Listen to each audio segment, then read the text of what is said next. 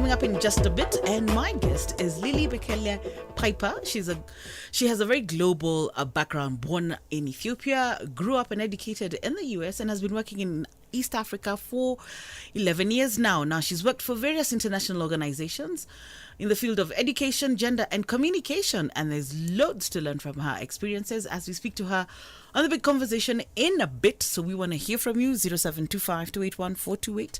And of course, my SMS is 22162, beginning with the word breakfast. Do include a name and location. You're on Breakfast KBC English Service with me, Angela Mwehaki. And of course, it's time for our big conversation. And today we're going to look at different issues. We're going to tap into the African in diaspora and their contributions to the motherland. You know, powerful campaigns like Me Too and Black Lives Matter. Are these campaigns really, are they relevant to Africa? And we're also going to talk about the evolution of education and the challenges of parenting in the 21st century. In studio, I have with me Lilly Bekele Piper, who's an international consultant on education, gender, and communication. She has also served as the board chair of the International School of Kenya. And later we'll talk about her interest in the arts and about the launch of her podcast, The Uproot. Good morning. Good morning. Karibu sana. Asante sana. Now I'm going to ask you this shady question. Like I asked it earlier, but when we said Lilly Bekele, I asked you, are you a runner? I know. In my dreams, I'm a runner, but in real life, I'm a walker. You're a walker. So you're not this famous Bekele we see winning medals. Not at all. But I should be at the gym even now. But, It's okay. No, today you have permission. Permission thank granted. So tell us a little about you. Who is Lilly? Okay. Thanks for having me, first of all. My name is Lilly. I'm Ethiopian American. My family immigrated to the United States when I was a year old. Mm-hmm. Like many families looking for a way out of communism. And we were really, really fortunate that my parents had that opportunity and to pursue their education in the U.S. I grew up there, was educated in the southern part of the U.S., so I have a bit of southern roots in me. I'm waiting for the accent, the southern accent. Hey, y'all. Hey, Nairobi. So I grew up in the South, went to college there, married my college sweetheart. Oh, nice. Yes, hey, babe. And then we had 4 kids. Then, we said, it's time to go home. So in 2007, with our 6-week-old baby, who was our youngest at the time, and our 3 other kids, we decided to move back home. He was doing his doctoral research, so we went back to Ethiopia, spent 4 really beautiful years there. Learned a lot, grew a lot, was challenged a lot, thought I knew what it meant to be Ethiopian. Then I went to Ethiopia. I really learned. Yeah, because you were an Ethiopian in America. Yeah, exactly. It was truly like that Eddie Murphy film, coming to America. But the flip, coming to Ethiopia. How was that like? I mean, this is a girl who, at least you knew the language. Yeah, I did. Amharic. My parents kept that language in us. And also when my cousins would come over, during the 80s and 90s, there was a lot of immigration out of Ethiopia. And so we had cousins staying with us who didn't know English. So because of that, I really learned the language. But I made so many mistakes when I got to Ethiopia. I didn't know really the culture of living there. What's the difference in the culture? From America and Ethiopia? I think Ethiopians are extremely polite. It's a very gentle culture. Yes. And Americans are brash. You go to a restaurant, you can always hear the American. You're the loudest guys, man. I apologize. And so there's a frankness to American culture that in Ethiopia, really, we're a very polite culture. We honor parents, we honor our elders. We're very into ceremony and tradition, which I found to be beautiful, beautiful things to embrace more fully. My parents, very much when we were in the house, it was Ethiopia. But when I stepped out the door, you're in America. And, as a kid, you don't want to be Ethiopian in America. You want to be American in America. Yeah. So, I did my best to adopt the accents and to fit in and to find my voice. And going back home to Ethiopia, I felt like I was a child again, really learning again what it meant to walk, to talk, to eat, to socialize. It was tough at times. I definitely felt like an outsider. And by the time I left, I was immensely grateful. I could really appreciate much more the sacrifice my parents had made. The story of my people, the beauty of our culture, why Ethiopia still remains, I think, a global leader. I just came away with a deeper appreciation for that. And then we've been in Kenya now for the last 7 years, which has been a complete joy. Because, Ethiopia, you guys are in the Bible. Yeah, man. Kushites. It's that deep. Deep. You've been that deep, there from the beginning of time. Absolutely. And any good Ethiopian will remind you of that very quickly. We're still eating with our fingers. We still are, holding on to our mother tongue above any kind of global language like English or otherwise. And that's the strength of our people, I think. Our roots are deep. and Yeah, we'll never 'cause let go of them. you're very tight Yeah, and absolutely. very, very concerned about culture. We Even though are. with the influence, you've had Italian influence, you've had Right, British influence, but right. somehow you've hung on to.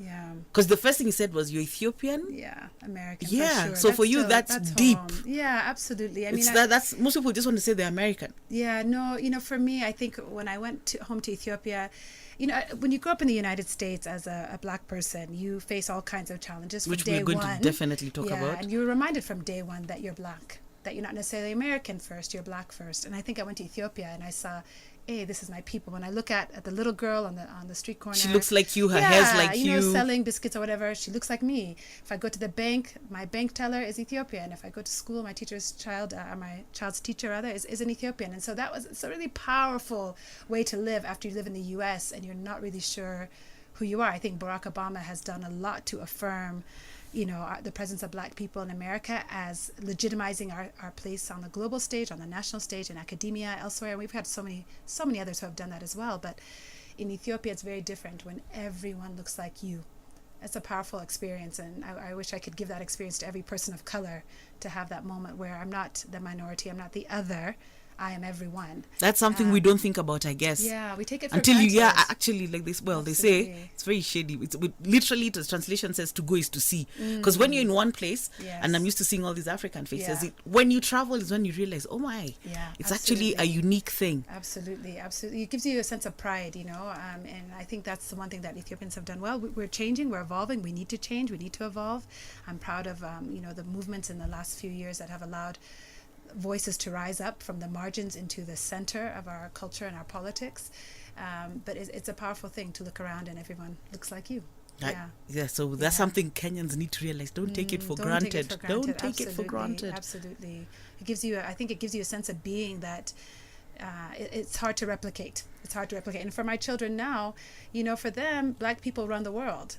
That's what they see. That's cool. what they see. Whether they were born in the age of Obama, so whether they look at their American heritage, black people run things. If they look at their Ethiopian heritage, we're still at the top. So I think for me, I pray for them that they'll grow up knowing that the world is theirs and they can do anything, truly. And I think that's what they've seen, which has been a blessing. So let's talk about you growing up in the States. And you said the first thing you discovered is you had to be different. You in the house, you're Ethiopian. Yeah.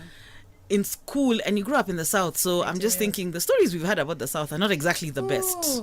What were the challenges? They have an issue with, first of all, foreigners. Yeah. So to them you're black, Right. but to the blacks you're not black. It was really interesting. My mom to this day, who still lives in the southern part of the U.S., she lives in North Carolina, and she has an accent. She's been in the U.S. now almost 40 years, and people still ask her, where are you from? And she'll say, North Carolina. No, where are you from? Oh, specifically Charlotte. No. Where are you from? And she just, is very gracious about it. But there is this idea that to be American is to be no accent, to be a certain color or skin tone, or to be a certain, there's a bit of a box to what it means to be an American. And so as a child growing up, trying to navigate social circles, trying to understand, people, regularly told my siblings and I, go back to Africa, and all the dumb jokes you hear about monkeys. Did they even know what? Oh yeah, or did you come? How did you get here? You climbed to the top of a tree. My dad used to tell people, yeah, we lived in a tree, but we always took the elevator to the top. You just learn to be cheeky with it, because at some point you laugh to survive, instead of, you can't just cry every day. And at the same time, being black was certainly complicated, but at the end of the day, it's the black community that took me in, that gave me a home really in America. By the time I finished high school, I was doing Black History quiz bowls and Black History Month programs and the Black Student Union. That became my home, that became my people, because we did not live in a large immigrant population. We would travel to Atlanta, to Chicago, and be with our people. DC, certainly, because there's a lot of Ethiopians in America. A lot of Ethiopians. I think it's the largest population outside of Ethiopia is certainly in the U.S. By far, and DC is a real hub. But we were in Greenville, South Carolina for all of my childhood. No Ethiopians there. We had an Indian neighbor who we would go and we could bond over the fact that both of our houses were very smelly, because of the curry spices, there and the Grow-It in our house. I could get down with them because both of our hair when we go to school was a little funky. We also smelled like spices. But for the most part, it was a very homogenous growing up, and you really had two options, black or white, essentially. But I'll always feel like, for me, black people in the U.S. are the most resilient gracious population on earth, to have experienced hundreds of years of trauma and oppression, and to rise from that to create culture and art and beauty and strength is one of the greatest stories in history. And my husband is African American, and my children are the descendants of enslaved persons. And to me, I couldn't be prouder of the legacy that they carry forward, both their legacy of Ethiopia and their legacy of the people, are their people in the U.S. So, yeah, it was a hard way to grow up, but it was a good thing also, you know. Yes, absolutely. Without the struggle, what are we? You know, we're perfect. I we're like a bit that. Clueless. So let's Yeah. talk about this. You're a Harvard graduate. You know, that's not a small thing. Thank What you. did you study in Harvard? I got my Master's of Education at Harvard, and my husband got his PhD. And I was just telling you before the show, I think to me, the only reason that means something is because my grandparents were illiterate. You know, they couldn't write their name. So for me, that is the grace of God, that in one generation, thanks to my parents' hard work and opportunity, they were lucky. You know, we always say talent is universal. Yes. Opportunity is not. So what that Harvard degree reminded me is that my job now is to work for justice, that every person who has talent has opportunity to create that because that's what's opportunity. missing. It's not that we don't have talented people in every crook and nanny of Nairobi city. It's that where's the opportunity for that talent to have a place to grow, to develop. And so it's never lost on me that my grandfather couldn't read, my grandmother couldn't read. She sold veggies on the side corner, you know, every day. That's what she did. All three of my grandparents, you know, my grandmother would weave and sell little gabis. My parents didn't have shoes until they're 15. My mom didn't have a mattress until she was almost finished with high school. You know, slept in the dirt. My mother. That's not generations away. That's my immediate. mother. That's immediate. And I tell those stories to my kids because, you know, lest we forget where we come from, we won't go very far. And so, anyway, Harvard is just Harvard, but it means something only because my grandparents, without them, I wouldn't be there. I like that. So we acknowledge we are a part of our past, and always. we're the ones who shape the future for Absolutely. the better. Let's hope, yeah. Absolutely. Not hope, it's our challenge to We do must, so. yeah, Absolutely. absolutely. So let's talk about, well, whether, now that we're here and we have this special friend, this guy of yours, this Donald don't say Trump. it! Don't say it! Oh, man. Me, I say he's Too early for that. No, I'm just saying he's the revenge he's the revenge on America. You know how the voice talks about other presidents. Now you have a special guy who goes off on Twitter. He's firing everybody like it's The Apprentice. What are these policies? How is Donald Trump as president impacting on African communities? One in the US, you know, with this isolation things and wanting to send people back, and in the world generally. What are your thoughts? Yeah, I can definitely only speak from my little experience and my personal experience. I think, you know, growing up in an immigrant community where everybody took care of everybody was your cousin, your auntie. You know, our home was always full of people who were transitioning. I can imagine. You know, who were coming for 3 months for a time, sometimes a year at a time, entire families. And we never. You'd have to house them. Always. That's how I grew up. My parents our house was almost like a hub, you know, like a transport center, people in and out. And I'm so grateful for that, because what I saw is that Ubuntu spirit. I am because. But as young, I'm sure you didn't enjoy it. Yeah, no, because I always had to give up my bed, always, you know. And finally, it was like in high school, my mom was like, "Okay, now you're preparing for university. We should give you some quiet so you can write your applications and all that." But prior to that, really, it was constant commotion in our house. But I think, you know, my parents were very aware that, you know, we didn't get here alone, and it's our duty to help others. So I think to me, it's heartbreaking to see somebody at the head of our country, and our country made on immigrants, built on the backs of people of color, to now say that we're going to be very selective and that door is narrow and that there are policies and we actually have the audacity to build a wall. That to me is it really going to happen? I hope not. I hope not. I have faith that the same good people that contributed to our success, that there are still good people out there who will be there to resist those policies, and we have to do our part. You know, we try and organize very regular opportunities for our children to call our senators, to write our senators. I encourage everybody here who has, you know, a citizenship in other countries to stay politically active. That's our duty as citizens. We have a role to play, and we have to keep our voices heard to resist these policies that would marginalize communities that contribute to our benefit. Yeah, it's our job too. It's our job too. Now, what do you think is the contribution of Africans in diaspora to not the social, political, and economic development in the U.S.? Let's start there. Sure. I mean, the U.S. is, I think, very fortunate to have the contributions of so many African, Asian, Latin American, immigrants, European immigrants for that matter. You know, that country has depended on that for years.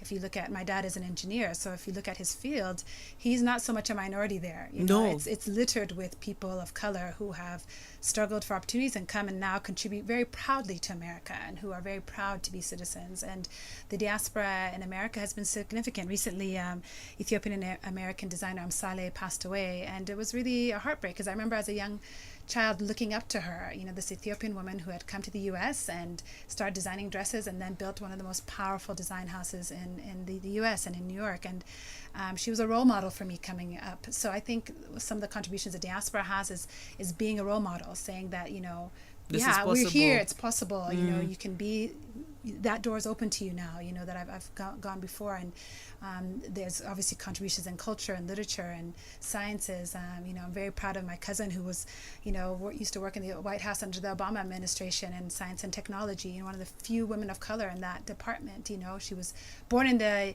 U.S. but is a very proud Ethiopian American. Nice. And you know, is forging a road there. You know, my sister who's been working in the music industry in Nashville for years. That's country music. Yeah, land. country music. So We're she's everywhere. a country music girl. She is. She works for the Opry, what's the Nashville? The Grand Opry. The Grand Ole Opry. Thank you. She works for the Grand Ole Ooh. Opry. She's on tour right now, actually in the UK. Hey, Betsega. Hey, honey. And you know, those are the diaspora that I know. Those are the stories. My cousins, my friends, who are doing big things. You know, Nice. in their niche. And I think that's our contribution for all of us. Is, you know, where we are, to excel at what we can, to put in the hard work, and then to lift others up with us. You know, to Yeah, reach because out. we rise by lifting. Absolutely. You know, Awesome. Yeah. Now, of course, in Kenya, they've started incorporating the people in diaspora, you know, like in development projects and encouraging them to come back and build and invest. Yeah. Does that happen in Ethiopia? It does. You know, I think in the last 11 years where we've been heavily in the region, you know, prior to that we were just coming for short visits. I think I've seen a shift from just cafe culture, which is what I used to call it. You know, you go back at Christmas time or in the summers, quote unquote summers, winter for us here in the southern hemisphere, and you just see the young people coming back at the cafes all day long, Hanging out. just sitting there hanging out all day. You know, we have this coffee chain in Ethiopia, Aldis. You know, and now there's so many other ones, but people would just be hanging out and be like, go do something. You know, don't just sit here and consume. Go out there and contribute, partner, learn, grow. And I've seen a shift in the last few years. I think that there are a lot of wonderful things. There's an Ethiopia Diaspora Fellowship that started where they're recruiting young people in Ethiopia of the diaspora to come back and to equally share in the growth of the country, to come back and contribute in health and science. There's a lot more, I think, intellectual exchange. When we were at Harvard, we put on forums talking about Ethiopian culture and trying to raise the profile of what was happening, you know, on the U.S. stage. I see that more here in Kenya. There's quite a lot of, I think, warmth and reception towards the Ethiopian community here. I put on an event a few years ago called the Ethiopian Experience, trying to promote Ethiopian culture here, and it was beautifully attended. People were really supportive, and I think we need to continue to build those bridges. At the same time, I think we need to be very respectful and realize where our privilege begins and ends, so that when we are interacting with those our colleagues, our cousins, our friends who are born and raised and never left, who chose to stay and build and contribute, that we realize that our voice has a difference. limit. Yes. That there's a difference. We need to honor that. We need to honor what it means for my relatives who never left during communism, who stayed, who suffered, who were imprisoned, who were then freed, who stayed and worked, and in their way have been building the country for decades now. I need to stop and remember that their voice needs to be the voice driving the conversation. Yes, it and needs to my be the voice- stronger voice because they know the reality. Absolutely. And my voice is just an echo or a partner to their voice. And I think that maybe is something that we still need to grow in. That we need to grow in and understand where our privilege is, and be aware that we are all students at the end of the day. Even if it's home, we're still learning. And in studio, we have with us Lilly Bekele Piper, and we're talking about, well, different conversations here and there, and her being a consultant in the field of education and gender. And now let's talk about, first of all, when you said you went back to Ethiopia for 3 years. What made you decide to go back to Ethiopia? Yeah, we were actually there for 4 years. What made us decide was two-pronged. One was a desire to give our children the experience of growing up in home, and on the continent. The other part was my husband was doing his PhD research, so it was a good timing-wise, career-wise for him. But really, it was this idea that we wanted to come back. My cousins had moved back to Ethiopia a few years prior, and we really look up to them. And so we just thought, if they can make that change, that shift, a little bit of a risk. We didn't know what opportunities we would have, but we really wanted that. So where were you, in Addis? We were in Addis, the whole 4 years, But Addis is an amazing city. Fantastic city. But, we had only visited. And so my husband is African American, so he didn't speak the language. We weren't sure, can this guy manage? He actually reads Amharic and has studied it for years. But, you need to speak Amharic. So can he speak it now? He can listen beautifully and he can respond in English. He's a bit shy to speak because it's a rough language to learn if you didn't grow up with the phonetic sounds in your ear. It's really hard. It's not like the Romance languages. So anyway, but we went back and we were really just seeking an opportunity to go home. That was really our main motivation. And there's something you told me I didn't know. You said Amharic is actually from a minority of the people, yet it's the national language in Ethiopia. Yeah. The Amharas are the second most populous group in Ethiopia. The Oromos are the most populous. Amharic is a Semitic language. Oromiya is a Kushite language, so we have some differences there in language. We've shared that same geographical space for years. We're obviously one people group. I think the current prime minister gives us a lot of hope because he can appreciate. He's Oromo, but at the same time, he's a part of a political party that is certainly many ethnic groups. And as we look forward, I think that's the way to go forward is as many out of one, It's kind of the U.S., the Latin of the U.S. Motto is many out of one. And so I think Ethiopia in many ways defines that. Excellent. Now, let's get to talk about, you're a parent. Four. You've got a 15-year-old, you've got twins who are 13 and a 10-year-old girl. Yes, nice. Yes, the joys of my life. Absolutely. So what are the challenges, especially with the internet age? There's as much as you could be mom who's taking in charge in the house. How do you protect your kids from a lot of trash out there? Yeah, no, it's not easy. And I feel like every 6 months we have to relearn something. We have to revisit the playbook, and if there is a playbook. But I think for us, we try and have as many conversations as we can with our kids. If they're on social media, we're on the same social media, following who they follow, following them. It's a bit of, a stalker-like approach to parenting. But and at the same time, we have to trust them to make good decisions. We have to trust them to be who they are and remember who they are in those social spaces, in those places in person. One thing that we insist upon with our kids is that, if you're having a tough conversation and you're disagreeing with a friend, you do it in person. You don't do it over text. You don't do it over Instagram. You don't do it over Snapchat. You do it in person because that face-to-face contact is everything. It's everything. That's not a soft skill. That is the skill you need in life, is to be able to deal with people. But it's challenging, man. We constantly are humbled. We're constantly asking friends for advice. So what is it you allow them to do on social media?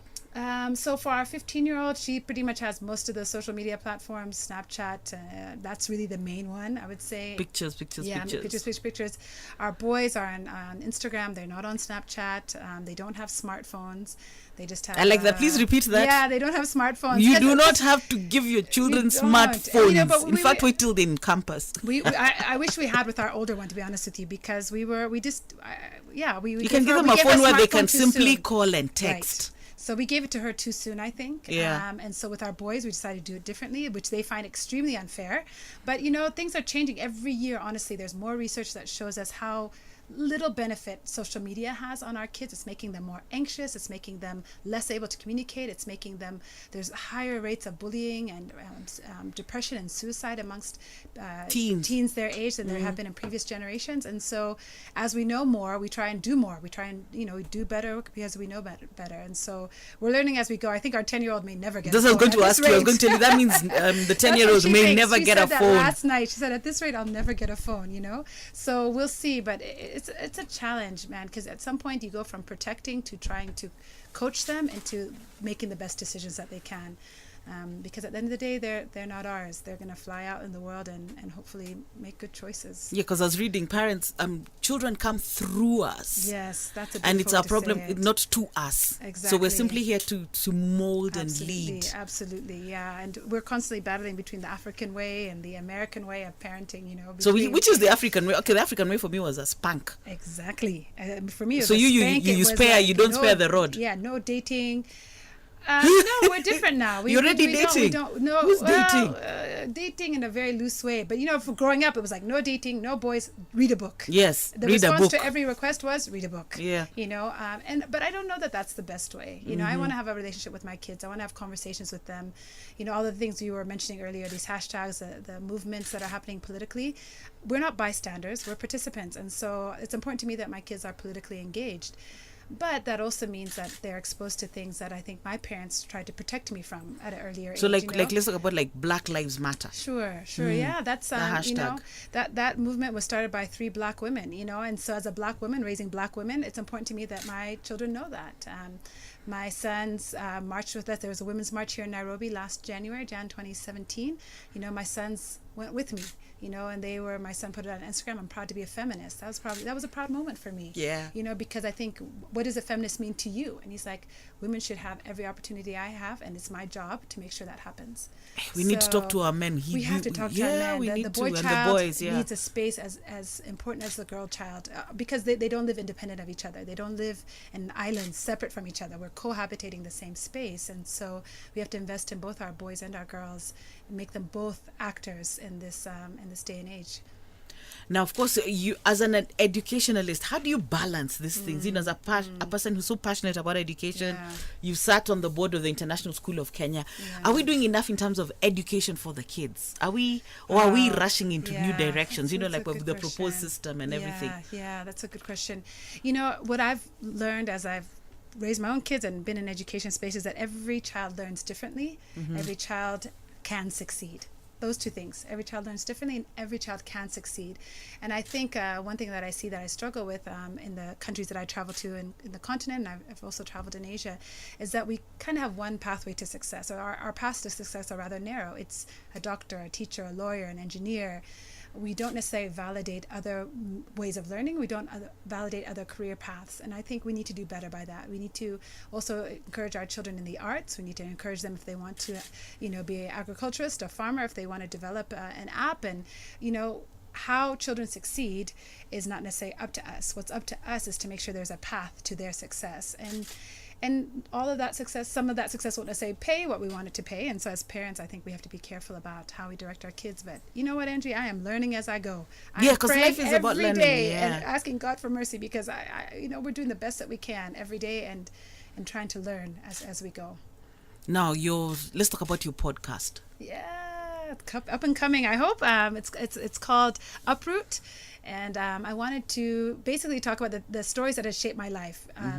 Growing up in the diaspora, but feeling very tied to the continent, being a lover of the arts and culture and politics and political change. I wanted to incorporate all of that into one space. And so Uproot is stories about people who have been uprooted by circumstance or by choice. That word can have a negative connotation, but I think for me, what it means is that my roots in Ethiopia and in East Africa have allowed me to have forward movement, upward movement in my life. Without those roots, without those humble beginnings, I wouldn't be who I am. And so I want to have conversations about what does that mean to kind of inhabit two spaces, two worlds, different languages, and how do we make that relevant in the 21st century. You've done a couple of podcasts, so what are some of the topics you've looked at? So I had the privilege of interviewing Sisonke Msimang, who is a South African writer who grew up in exile outside of South Africa because her parents were ANC freedom fighters.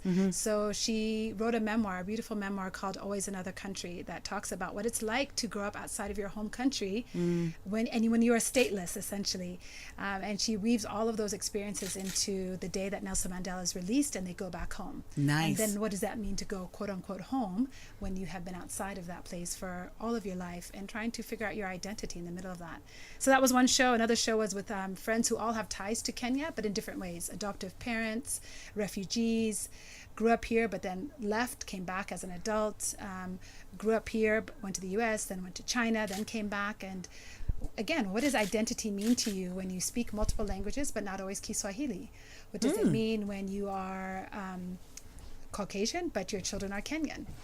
What does identity mean for you? Does that make a difference? Well, I think it does. I do think it does. I do think that we're not in a post-racial society, so I think we have to be aware of that. We have to see the color of our children and their communities and make sure that who they see themselves as is as validated and as worthwhile and validated as worthy as any of their neighbor and any of the other people in their community. So I think it does still matter.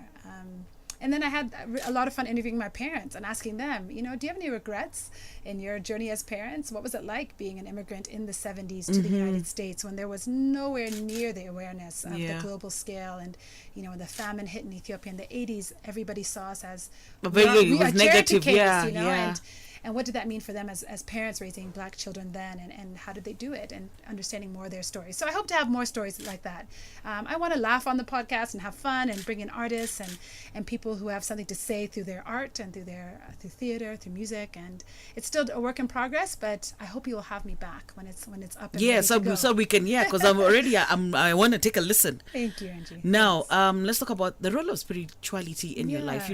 I like the fact, everything you bring up, you're giving thanks to God, thanks. So how important is that to you?